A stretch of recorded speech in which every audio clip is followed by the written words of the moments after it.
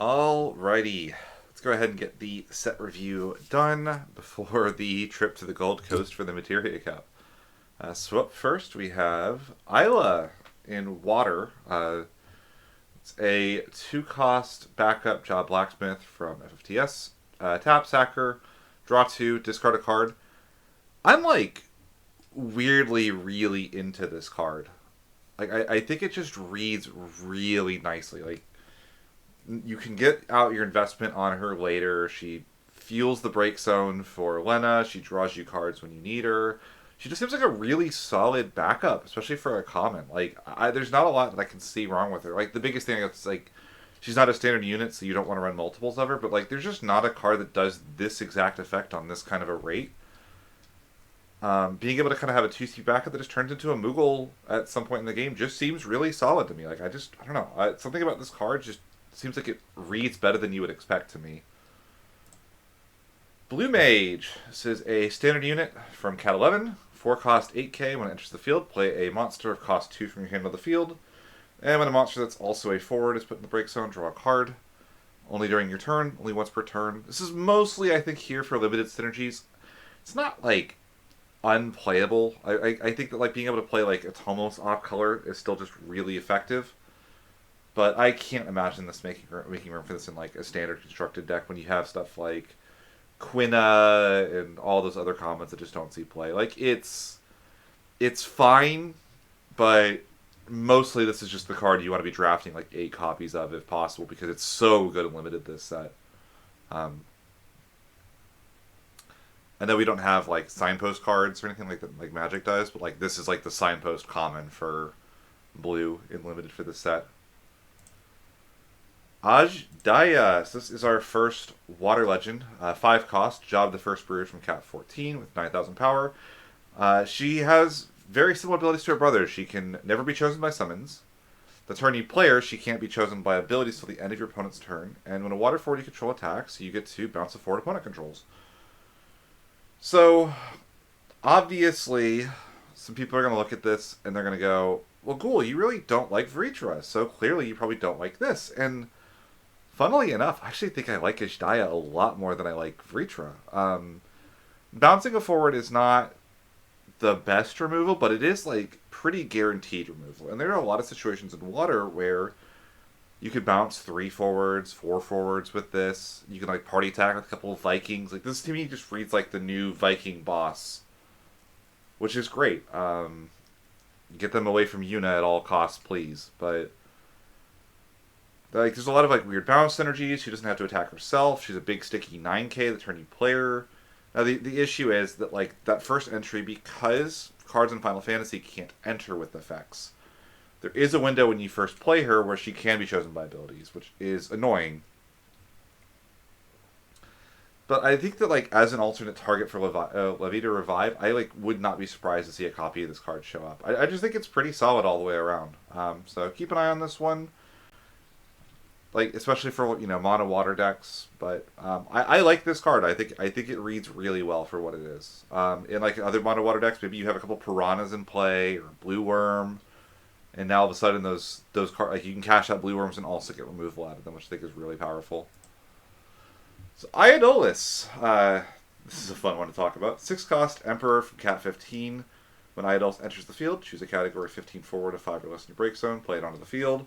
Tap him, sack him, choose a forward of 5 or less opponent controls, and bounce it. So previously, I would have said, like before this weekend, I wouldn't have said much about this card. I would have said, you know, it reads fine, 15 forward of 5 or less. I really don't know what you're supposed to play with that. Like, yeah, Arden exists, Verstale exists. Like, those cards aren't, like, doing anything at the moment. Like, I don't know how much they want to be in Water anyway, and then this card gets second place in the Materia Cup this weekend. Turns out Verstale and Arden are very good cards, potentially. And Water actually is where those cards actually want to be, because there's a lot more cards that do things in Water on entry at high costs. So, it is funny to me, because it's so similar to the starter deck Aedolis. Plays a forward on entry. That one played a 4-cost fire forward. This one plays a Cat 15 forward to 5 or less. Action ability that's just tap and sack it to That one was a 7k ping. This one is a 5k bounce of 5k or less forward. They literally just took the starter deck card and put it in water, but apparently that's good enough for a pretty solid deck to appear. So, like outside of that, like I just don't know what else I'd want to do with this. Cat 15 in water is just really not a thing. Retainers aren't really looking for this because they still want to be in like Earth Wind. I'm like trying to think like what else. Like they had like the captains in the starter deck, but like the captains are all really not very good cards. You could revive like Ignis, the Opus 21 one, but like that's not exciting to me. Or Opus 20, I think he was he? He's Opus 20. That's not like an exciting card though, right? Like to revive with Idolus. So I'm not sure on this card like what else the uses would be, but it's already like the centerpiece of a top tier deck right now. A deck that like did very well. I'm not going to call it top tier because also it's an Alex Hancock's deck, and we all know how that goes. Garnet. Garnet is a summoner. 2 cost jobs or category Pictologica and 9 with 3,000 power. Really simple. When she enters the field, dull 4 active characters. Choose a forward, put it at the bottom of its owner's deck. Honestly, I just kind of think this card is decent. The name is a little rough. Garnet is the Earth Water multi-element Garnet is a very good card, but like that's not a deck that really has like 4 active characters to dull. So like in a water deck, there's a good chance you have like a couple blue worms. Maybe you have an Atomos that you pulled out of the deck earlier off of a realm, and you could just kind of dull those for free, right? So like there's a non-zero chance this is just 2 CP, choose a forward, put it at the bottom of its owner's deck, which is just good text. Job Summoner is relevant as well. So I think there's a bright future ahead for Garnet as like a card that could show up potentially, which for a common, you'll take that. Old Snapper. 2 cost, backup, proprietor of the Happy Turtle from Cat 7. When he enters the field, you put 3 flyer counters on him. Oh, is it 3? I always thought it was 2. Oh, whoops. I think I misplayed it pre-release. Tap him, remove a flyer counter, put the top card of your deck into the break zone. Tap him, put him in the break zone, choose 2 in your break zone, add him to hand. This card is really good and limited. I really can't see this seeing play anywhere else unless we find better ways of removing the flyer counters, because if you think about what this card is, you pay 2, you play it. And then 3 turns later, after milling 3 cards, you get to pick up 2 cards in your break zone. Like the concept is cute. He's literally going fishing. He's putting cards in the break zone and fishing, and then finally on the last one he catches the fish. But this card, until we find other ways of getting those counters off, or like canceling his entry effect to get the counters, I can't see this card really seeing much play. Very good and limited though. It helps you recur your bombs. Chemist. So you can. This is part of the cycle where you can tap it and discard a card to do an effect. 2 effects. Choose a forward. It loses 1,000 power till the end of the turn. And if the discarded card is Wind Element, it loses all abilities till the end of the turn. I think this one just sucks. 1k power reduction is laughably bad. That just does not matter. And like having to discard specifically a wind effect, like sure, it turns any wind card into a Cucullin without the draw. But like wind water, is that really where we want to be in 2025 Final Fantasy TCG? Probably not. So I think this one is kind of a bust of the cycle. Like the Ice and Lightning ones are the ones that I'm really the most excited about in it. I like the card design though; it's kind of neat. Thalia, this is our first of the Water 12. It's a forward, 3 cost, 5,000 power from Cat 14, like all the others. When Thalia enters the field, if you control 3 or more job the 12, your opponent selects a forward, they put it in the break zone, and you draw. And then it's got a special, I think it's the only 12 with the special, with Rheognosis. Choose a forward of cost 3 less opponent controls, returns to its owner's hand. This is honestly one of the best 12. One of the things that happens quite a bit with the 12 is you'll go like turn 1, Limlin, turn 2, you'll go Menfina. Menfina gets the fire guy, and then you could just bring back Thaliak, put a forward in play, and then make your opponent sack a card and draw a card, which is very strong. It comes online very quickly, and that it helps you stabilize into decks that are trying to run you down while you're running all of your colors. The body's small. The special isn't perfect, but like it all is like good text. I think this is actually one of the best 12, to be honest. Didn't realize he was a common until now too. That's kind of funny. Johnny, 3 cost Costa del Sol resident from Cat 7. When a card named Tifa enters, you get to activate Johnny and draw a card. Will only trigger once per turn. I'm just now realizing this card is for rare. So this is for like the Tifa Zangan archetype, I think is the idea. I'm going to be honest, I really just don't see it with this card. It's funny because I've also seen a lot of like friends of mine are like going nuts, like, why is this in water? If it was in so many other elements, it would be more playable and all this other stuff. And it's like, well, it's in water because they want to give you like a reason to maybe consider water for a Tifa deck. The problem is, it's a 3-cost backup that doesn't do anything the turn you play it. It's such a rough spot to be. Like, if I'm in an Earth deck and I'm playing a 3-cost backup that doesn't do anything the turn I play it, give me Tilica and let me like try to live the Tilica dream, right? Like, there aren't like Tifas that blink themselves or do a lot of other stuff. Like, it's solid. Like, being able to like say like your Tifas cost 3 less is a really strong line of text.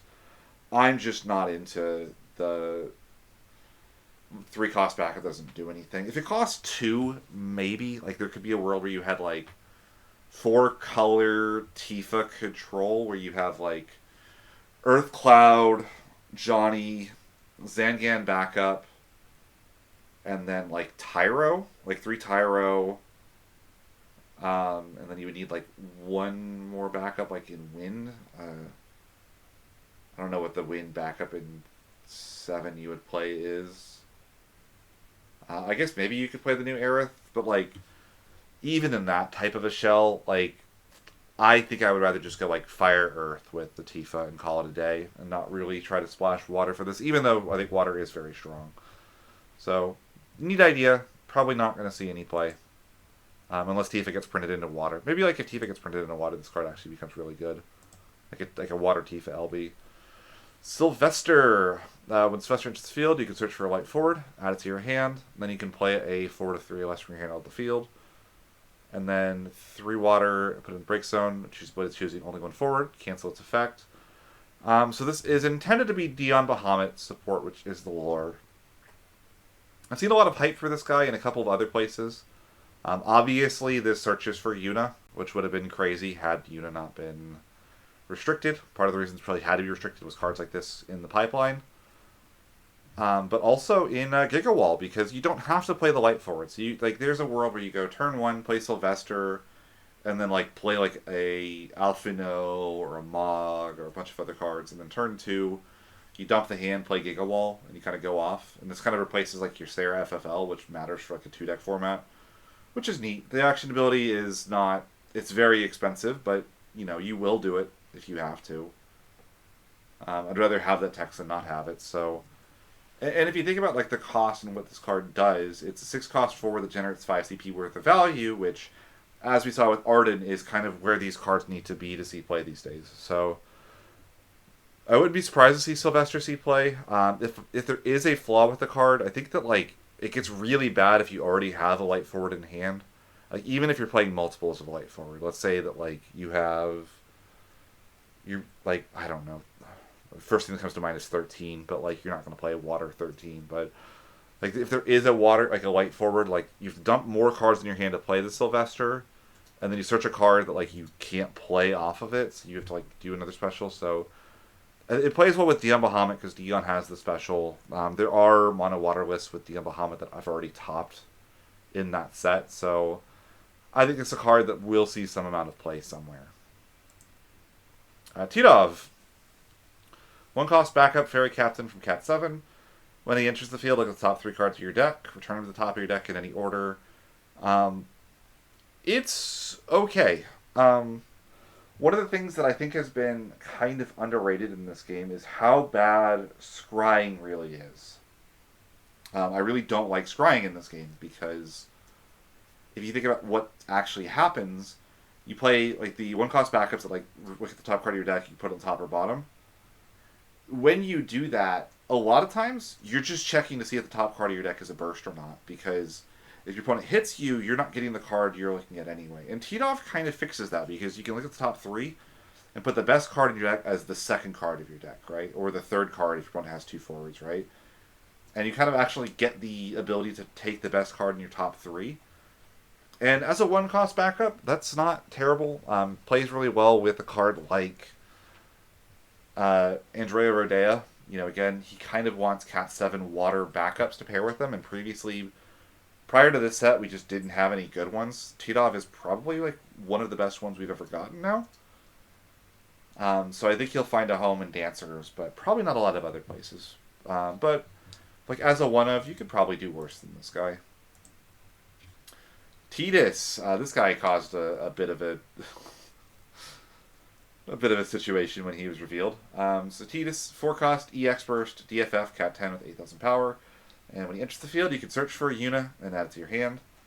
If a Yuna is dealt damage, Tetus takes it instead. And if Tetus takes damage at damage 3, reduce it by 2k instead. Obviously, this would have been insane had the Light Yuna remained at 3, but even if the Light Yuna at 2, you still probably will play this guy in any Yuna deck. I don't think Yuna is dead by any means with the restriction. One thing that does change is you're going to need extra Yuna targets. I recommend the Opus 1 hero backup with the EX burst to bounce it forward. That way, if it goes to damage, you get some kind of value out of it.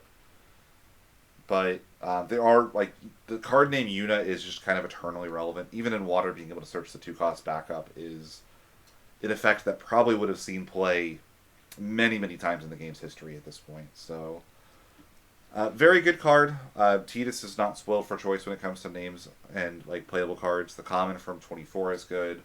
The legend from 25 is good. And the hero in 26 is good. So Tetus keeps getting good cards. And the only other thing I will say on Tetus is it kind of doesn't work the way you would want with the Opus 22 Yuna. That Yuna reduces the cost of your next Tetus, and then when you play a Tetus, you get back a summon. The problem is this Tetus wants to get Yuna, like that. You'd rather go like Tetus into Yuna, so like this going Yuna into Tetus means that like this Tetus searches a second Yuna for no reason, and you get back a summon, which like still not bad, but definitely doesn't work the way you'd want it to, right? So just something to keep in mind. But like again, Yuna is going to get more cards and more good cards, and when that happens, this guy will continue to see play.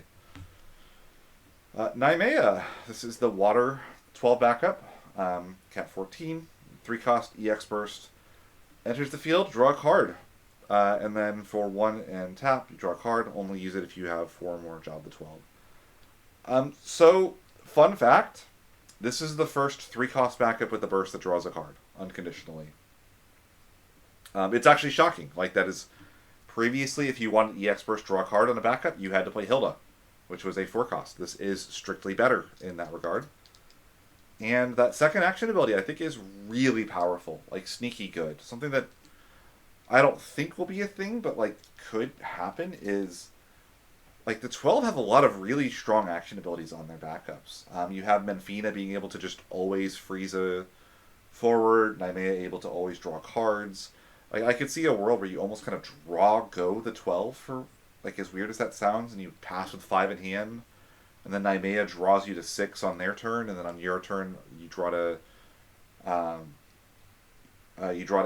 and then you use Naimea and you draw to 9, and then you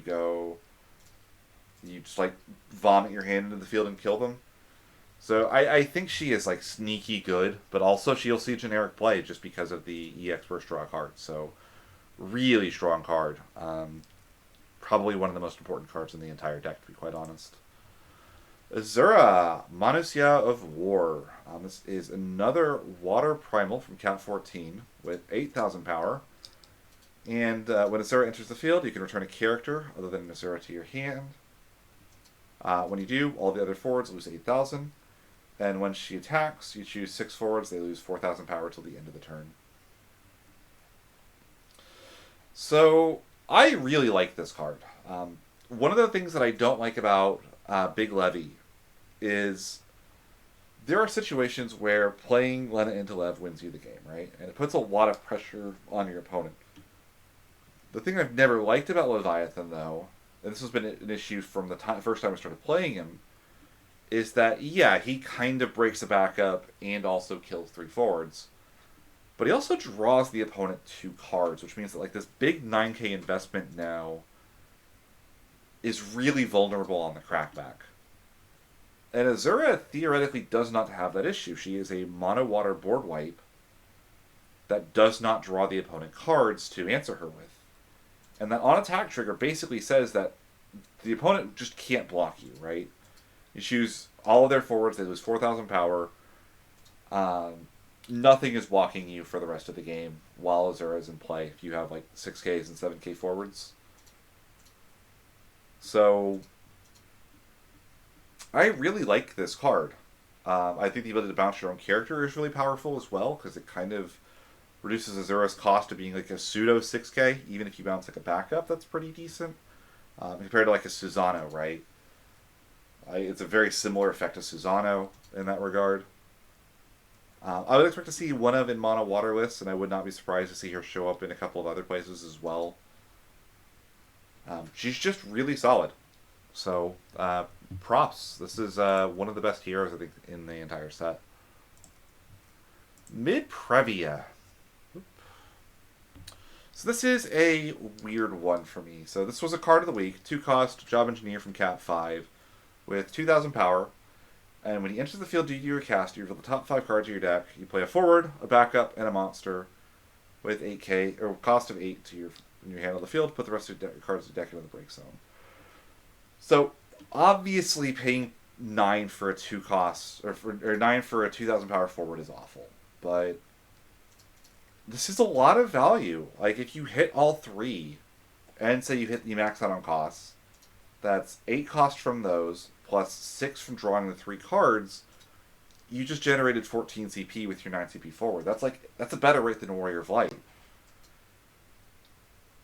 Now granted, obviously, if you get Amaterasu, you probably lose the game. It's the same thing that I would have said about Azura. But the difference between these is, on Azura, like, people say, like, oh, it's going to die to Amaterasu. But it's like, if you cast Azura for the board wipe and you get Amaterasu, like, if you cast Lev 9 and Lev lives, you're still dead. Right? Like, effectively, the game is over. And, like, that doesn't change anything with Azura. Like, I guess, like, in situations with, like, Leviathan, you could have Sahagin Chief and, like, bounce more stuff and try to keep things alive. But, like, realistically, if you're casting them as emergency board wipes, doesn't matter if they get Amaterasu. Like, doesn't matter if they live the Amaterasu, you're dead regardless, right? And I kind of feel similar with, like, mid. You obviously can't cast this guy. If he gets Amaterasu, you do lose the game. But I could see a world where you build a mono water deck, and every single forward costs 3, and every single backup costs 3, and you play a bunch of monsters that all cost 2, and all of a sudden, there's a non-zero chance you get the dream flip of forward backup monster cost 8, right? I think, like, finding the math that adds up to that the best, if you're, like, on nothing but 4 cost, like 4 cost forwards, 4 cost backups, maybe you play, like, a Giga Wall type deck, and then, like, Larsa can search mid, and then you have a bunch of 4 cost backups, maybe that's the direction you go with it. And you just say, like, well, I don't really need the monster for the ability, I just need to, like, I just want to be plussing off of mid every time. I think that, like, playing Realm plus a 3 cost backup off of this is absurdly good value, obviously. So, I wasn't big on this card when it was first spoiled, but, like, the more I've been, like, dabbling with it, and I think Alex Hancock kind of put me on to the idea that this card could be good in his set review. I don't know, keep an eye on this guy. I could see mono water mid being a thing. Marlborough, this is the water of the monster cycle. 2 cost from Cat 12, Job Marlborough. It's got the same text on your turn. It's a 4 with 7,000 power. When it attacks, choose a forward. It loses 2,000 power at the end of the turn. And when it deals damage, you sack it. All the forwards opponent controls lose 4,000 power till the end of the turn. This has just kind of been a trend with water where, like, all of their commons are minus 4,000 power. I think I underrated it on the Opus 24 Marlborough because I was like, how much does that really matter? Like, you're rounding it up. Like, the way that interacted with Witch was really good. Because, like, Witch could sack it, and, like, it would round up the Witch to a 10k, and all. The opponents' forwards lose all their text ability was really, really, really relevant. This doesn't have any of those same synergies. Like, you have to, like, pair this 4,000 power with something else, and like it attacks itself on attack. Like I'm just there's so many good water monsters. I don't think you have to play this. I mean, I guess like it kills a 6K or smaller, which is like not the worst, but like just play any other water monster and you probably do better than this. It's funny that water got the worst of the cycle, I think, but I think they really did. Yuna, once again, Cat 10, drop Goldwings. When she enters the field or attacks, you can put the top 2 cards of your deck in the break zone. You choose a forward, it loses 5,000 power. At damage 6, when she attacks, all the forwards lose 5,000 power for every 10 card in your break zone. That second text, it exists. It could happen. It's not the reason to play the card, ultimately. Like, at the end of the day, they could print damage 6, when this forward attacks, you win the game. And I don't think I would play the card for that ability. So this first ability is the one that matters, and it's, for what it's worth, it's really not bad. Especially in decks that like have the ability to give her haste, like a water fire deck, maybe like with a realm deck you consider a copy of this, and you haste it with Haste Goblin, and she's a 10k shrink that mills a couple cards for like a chaos or something. Like that could be really cool. Water Lightning could do it with the same type of stuff. Now you're putting Lightnings in the break zone, or a Fujin or a Raijin, and you can haste the unit in that deck. So I don't think she is like crazy strong. I think that like doing 5k, she's going to compete a lot with Lightning in particular. The Opus 15 or Opus 16 hero, but it's not a bad card. Oracle, we can stop printing these Crystal Gem backups. Hobby Japan. Leviathan, this is the water summon of the cycle. So it has the same alternate casting cost of during your turn. You can duel 2 active water forwards to cast it. Choose a forward or monster opponent controls, return it to its owner's hand. So this is trying to be a side grade on like other Leviathans. 3-cost Leviathan bounce of forward is a really common effect. This has the way of being free, but like bounce in this situation is just so much weaker than the alternatives. That I'm not really feeling it. And bouncing a monster, like, it's like good into greedy like fire water realm decks, but like even those, they've probably gotten the value out of the Atomos already at that point, even if they can't recast the Atomos. Like how much are you really putting them back at that point realistically? So I think this is also not one of the better ones in the cycle, but I mean it still is a 2 CP summon that bounces something, so like it could see play, but like this first line of text is so strong that I think that like these cards will be better than they read, but this one does not read very well to me. Lena, this is our other light legend. So she is a 4-cost, 8k. Jobs, Princess, and a Warrior of Light. When she enters the field, you get 1 of the 2. You control a Ferris, you get 2 of 2. Either your opponent selects a forward, and they sacrifice it. So the classic Famfrit effects. Or you get search for a Job, Warrior of Light, and add it to your hand. So there's a lot of kind of discussion on this card when she was spoiled. She was spoiled at the same time as Ferris. This is cool. You'll never play it because the Ferris forward is so, like the Lena backup is so powerful, and it's the reason the deck became tier 1, and without the Lena, like the deck felt, wasn't as good, and, I don't disagree with some of that. I think the backup Lena obviously is arguably the best card in the game, or one of the best cards in the game, right? But this card does a lot. So I obviously like Reffia could still play this, and something that could happen with this very easily is you can go new Ferris, find Lena, play the Lena, your opponent sacks a thing, you search for the Reffia, you play the Reffia, you go to combat, you spin a thing, you go to second main, and you cast the Warrior of Light LB, and now you have a protected field, your opponent's lost 2 forwards, and you have a Reffia in play. Like that seems really good, right? Like that's so strong. And what I expect to happen as a potential thing is we end up with kind of Reffia starting to fragment. So you have classic Reffia control, which is the 20 some backups, 25 bursts. I'm going to just play Reffia over and over and over again, right? And then you're going to have Bart's Reffia, which is I'm going to play 9 Bartzes. It's going to give me my consistency, even though I'm going to trade some speed and some bursts and defensive prowess for it, right? And what we're going to end up with is a third one, which, will be like Ferris Lena Reffia. And in that build, you will probably run a lot more true Warrior of Light backups, almost like the deck did in like Opus 20. And you'll run 3 of the new Ferris, 3 of this Lena, and actually probably a lot more like Warrior of Light forwards. It'll be more of a Warrior of Light tribal deck and not just like Reffia control. Do I think it's as good as the other variants of Reffia decks? I'm not sure.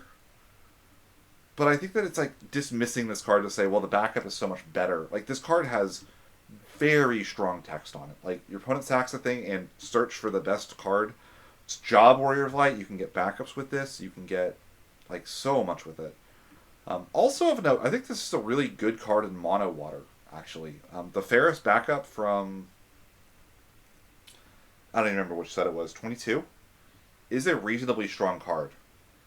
And having access to that, like, this doesn't care where the Ferris is. So you can play the Ferris backup and then play this. And Lena searches herself even, so you could run 3 of this and 1 copy of the 18 Legend. You play this, they stack it forward, search another copy of this one. You have a big 8k blocker, they do their thing. You then play the new Lena that you searched, and then you search like the 18 Legend because your opponent, you're down to a bunch of cards in the break zone. You play the 18 Legend, bring back Leviathan, and you kind of have this like defensive wall that just like never stops. And like again, being able to search yourself is very, very strong. I'm amazed they didn't box that out on this card.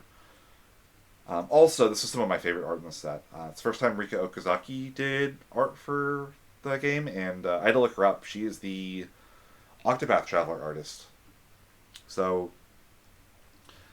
yeah, very strong card. I'm excited to see what happens with her. I think there's a lot of potential in this card. I think it's going to be a card that might take some time to show up in decks because ultimately I think that she is going to take more time to figure out than the old builds of Reffia Control did. But when she does, I think she's going to be very strong.